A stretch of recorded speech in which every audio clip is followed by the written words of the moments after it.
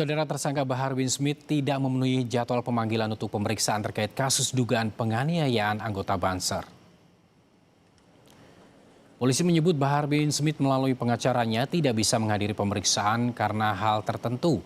Pengacara meminta agar pihak kepolisian mengatur ulang jadwal pemeriksaan Bahar bin Smith.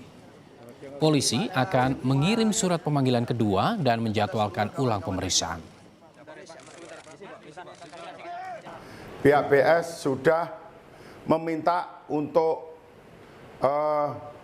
penjadwalan ulang daripada pemeriksaan tersebut. Demikian. Surat itu kapan masuk ya Pak kasih ke polisian?